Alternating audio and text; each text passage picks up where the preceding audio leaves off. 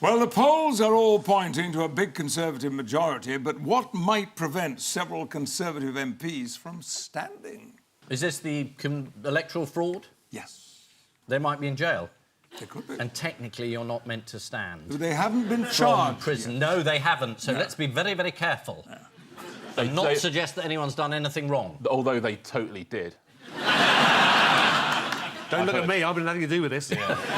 I'll come and visit you, but I'm not having anything to do with this. Lucky 13, Conservatives may be charged with electoral fraud from... Electrical fraud?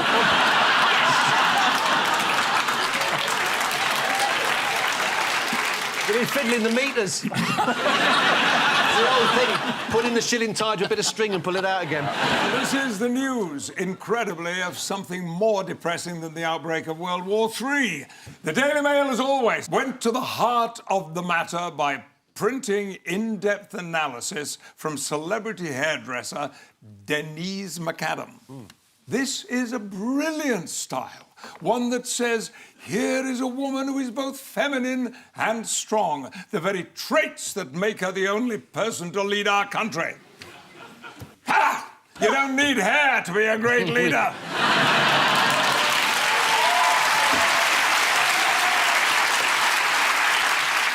I ask you, who defeated the Borg? I thought it was John McEnroe, but you may be... Ryan Giggs has spent an awful lot of money to ensure that he's become world famous for stuff other than football. Yeah. But people still might be sued for telling people that it was him, so... Yeah, well, that's right. The MP, John Hemming, Yeah. he said that apparently 75,000 people named Ryan Giggs on Twitter. It's not possible to arrest them all. Well, I mean, it's worth a go, though, isn't it? I mean, well, the thing is, the injunction is still in place. That's right. That's the thing. Absolutely. Despite the people keep going blabbing it out, there's a legal expert, Joshua Rosenberg. Yeah. This is what he had to say about it, right? Well, the law is clear. There is still a court order in force which says that we can't name Ryan Giggs as the person who brought these proceedings.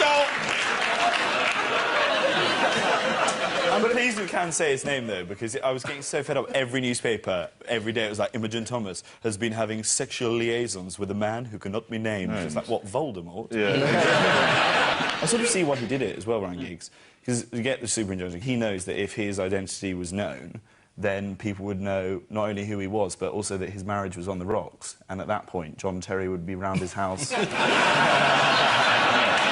sex-crazed wicked. Yes, the worst-kept secret in Britain is finally out. Lawyers are a complete waste of money.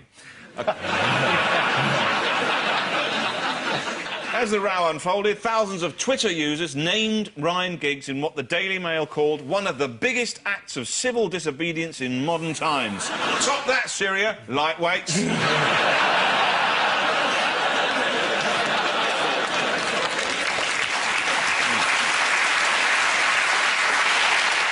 On the first official day of the campaign, what did each of the politicians do? Just wanted to do that. Cameron went to Buckingham Palace to ask for Parliament to officially be dissolved. Did Miliband go to the palace as well? No, he gave a speech Pays his £8 and had a look around the picture. Miliband gave a speech to business leaders, while Nick Clegg actually went to a hedgehog sanctuary. Of course, yeah. Something that he soon regretted.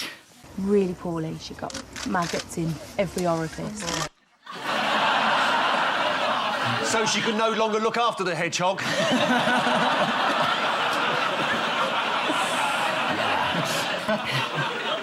I like these animals. I do. I'm just saying, why do the Liberals choose a hedgehog? And even Mrs Thatcher, do you remember she grabbed a cow? Yeah.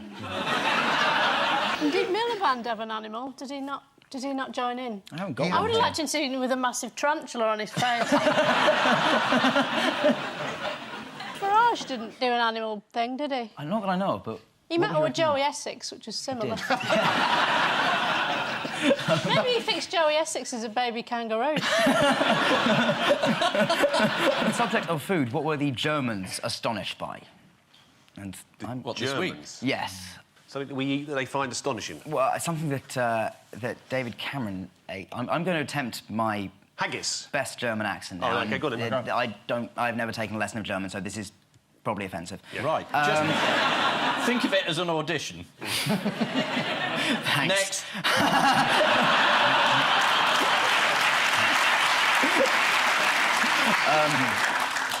Wahlkampf in Großbritannien. David Cameron isst Hotdog mit Besteck. Shocking.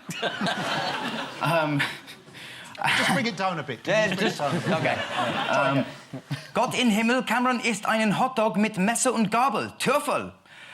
So, that translates loosely as Cameron eats a hot dog with a knife and fork, which was something that he did this week, which... Oh, yeah, because he was scared of the whole bacon sandwich thing, wasn't he? Yes. Yeah. Have you ever eaten anything with your hands, Ian? Yes, I believe I ate an apple. Episode of the demise of Theresa May, who's gone from being the Iron Lady to a sort of flatter version, like the Ironed Lady, instead. So nothing is happening. There was a big coup. We thought we were going to get, you know, a new Prime Minister, but no. It's a bit like a very dull, slow Attenborough, isn't it? Where the same wounded wildebeest just keeps limping across the plain. And the hyenas can't quite get organised enough to kill her off. Basically what it is now. Yes, it's about the week of plotting and infighting in the Tory party. There was speculation this week that Theresa might demote Boris Johnson in a reshuffle. Why might that not work? He said he won't be demoted. That's absolutely right. According to the Telegraph, allies of Boris warned that if May tried to demote him, he would just say no. We learnt more about the principal stance Boris Johnson took when he decided to back Brexit last year. What was that? Well, he confessed to someone that he changed his mind and became a leaver just to annoy Cameron. Yeah. Sorry. He confessed it in an interview. Yes, well, according to the Mail, so... Do you call that an interview? Can we edit that bit out so people believe it? Yeah. Well, according to a reputable paper... Can we edit that bit out as well? It was to Lord Adonis. Lord Adonis. Can you imagine being called Lord Adonis? Hey. It's quite a lot to live up to in the morning. Lord Adonis. That's my safe word. I'm only joking. You're never safe with me. What else does Suella Braverman want to ban?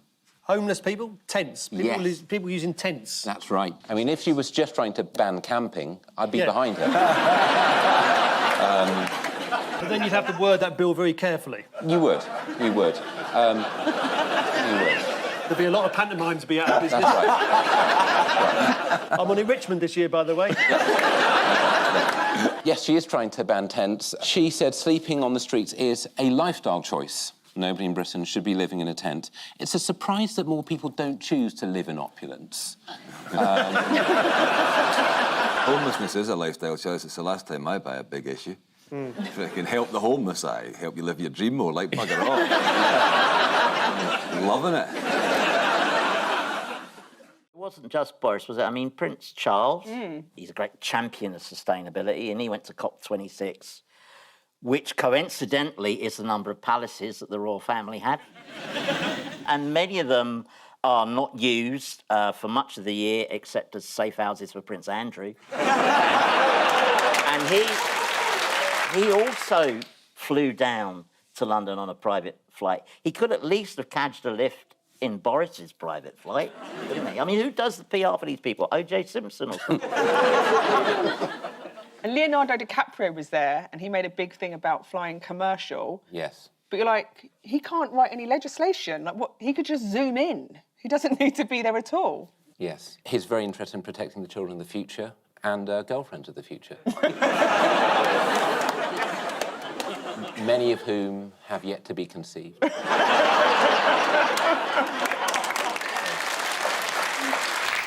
In happier football news, why were 240,000 Leicester fans on the street this week? Because homelessness in Leicester has gone through the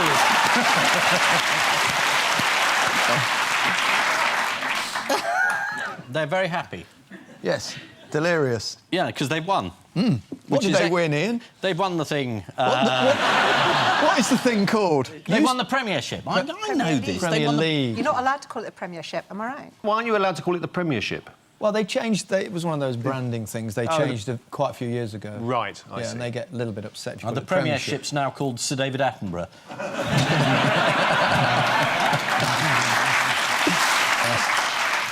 Yes, they were celebrating Leicester's extraordinary success. There was a performance, actually, from local band Kasabian, a gospel choir singing football songs, and, of course, superfan Lee Jobber with his top off.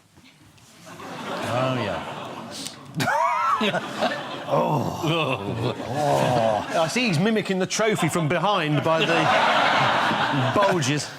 Bloody hell. They might get relegated next year. That'd be funny, wouldn't it?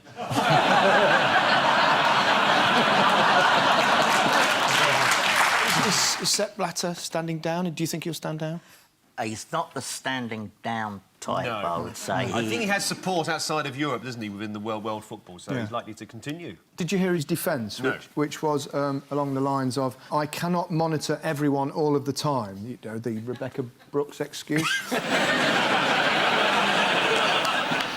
What happened at the end of Sepp's press conference? Did he just hand out brown envelopes and say, you know what I mean? Actually, he signed off his speech ahead of dancing girls coming onto the stage. We must continue to fight for positive change in football, even when some among us let us down. So please enjoy our show. But it's a triumph for the American justice system. I noticed we did nothing at all. No. I mean, Andrew Jennings, brilliant journalist, wrote a book in 2006 about this called Foul. We've known FIFA and the Sunday Times turn them over every week and the Sunday Telegraph. Nothing happens. In America, stealing money is a proper offence. Yeah. Dawn raids, 7 of them in Switzerland. Fantastic. Men with FBI suits. Yeah. So you're right, they don't muck about, the Americans. If they encounter corporate fraud, if someone's found guilty of corporate fraud, you know, they get jailed. Whereas over here, they instantly get Alzheimer's. If as a result of his presidency, the world does indeed end, won't it be marvellous to think it happened in our time?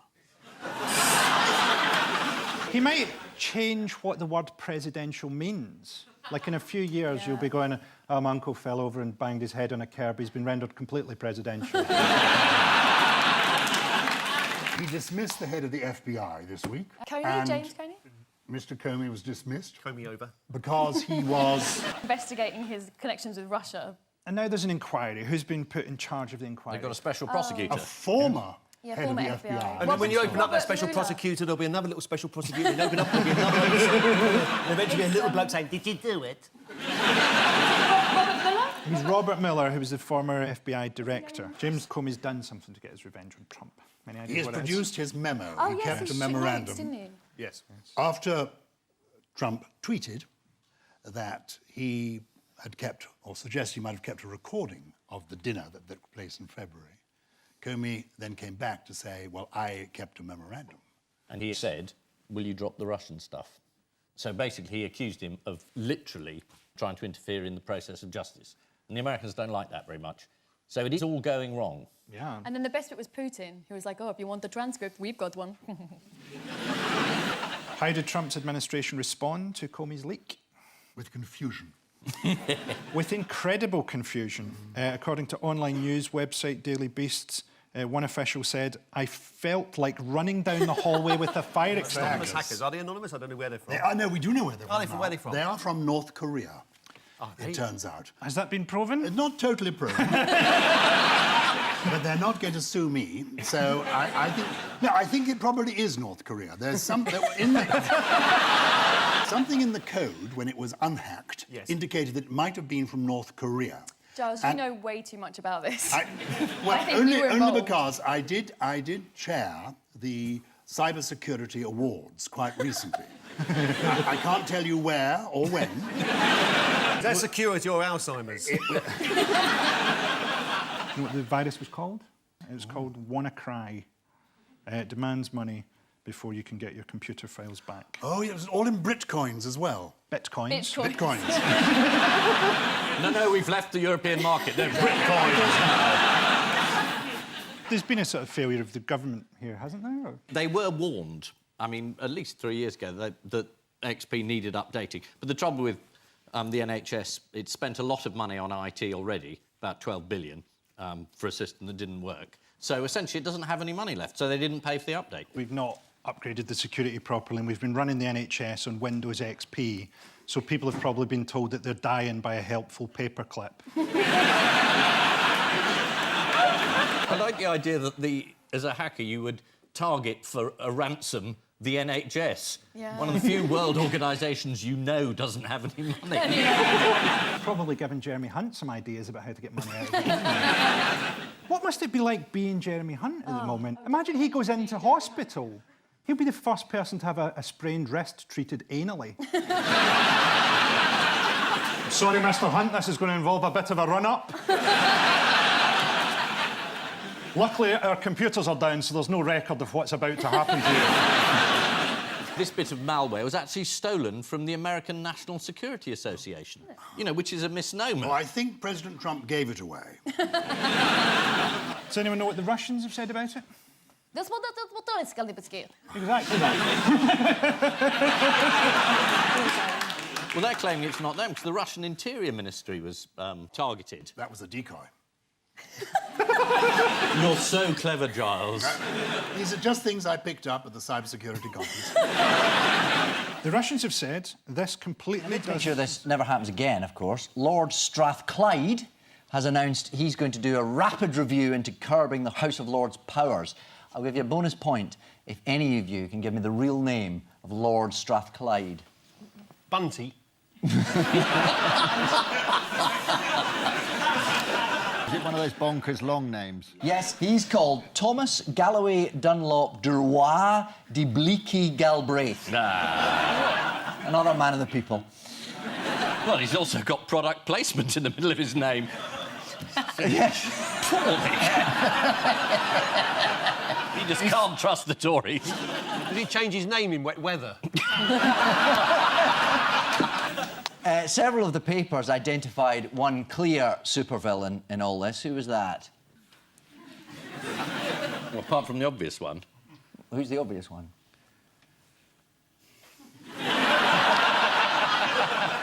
Andrew Lloyd Webber. Yes. Mega-rich musical gargoyle, Andrew Lloyd Webber.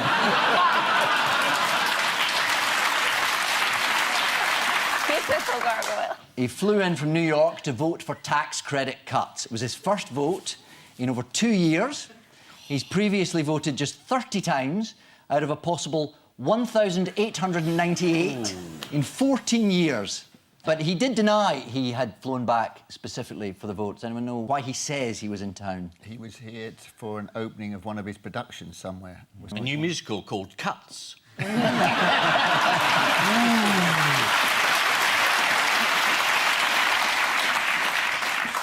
Yes, he did say he was in town to watch the revival of Cats, the musical. Yeah. But surely he's seen that already. Or maybe he's just got a bad memory.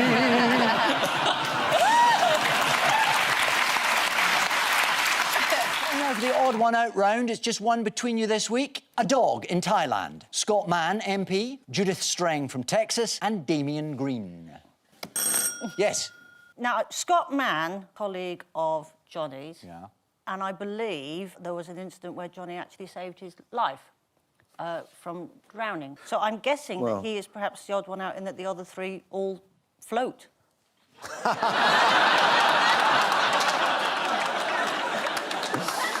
Is that right? Did you save his life? Yeah, I mean, it's just because I thought he had my wallet, actually. He got sacked from the Tory party, or did he resign? Damien Green's still an MP. He was Deputy Prime Minister and then had a slight... There was some porn found on a computer that he had access to, and the other three people featured in the film he was watching. They've all been rescued at sea, apart from Damien Green, who had to be rescued from a river. He was thrown in as part of a student prank while studying at Oxford University. But more recently, who did Damien Green have a run-in with outside Parliament? Yeah, so there's a set of protesters that are, like, permanently outside Parliament, so that when anyone goes on TV, they just heckle with quite amusing abuse, to be honest, some of it. But obviously some of it's not. And Damien Green came off an interview and met this chap who's dressed in a European flag and told him that in a contested field, you are by far the biggest here.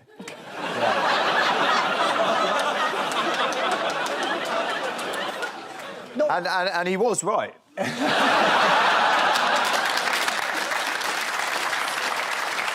Let's have a look. Hello, can I ask how you're feeling about the vote yesterday? No, you can't, because you just tried to shout over an interview I've done, like you do everyone else. I didn't. I was singing. You are the biggest wanker. Where did this dog end up at sea? Australia. Hawaii. Same 5G company we were talking about. Not quite. It was spotted last week by oil rig workers in Thailand, 135 miles from shore. Wow. Who threw that stick? Wow. And finally, where did Judith Strang from Texas end up in the sea? On holiday, was it? On holiday somewhere? Yes, she was on a tour of... The fjords. She was in Iceland. She sat down on some ice which had formed in the shape of a throne and was promptly carried out to sea.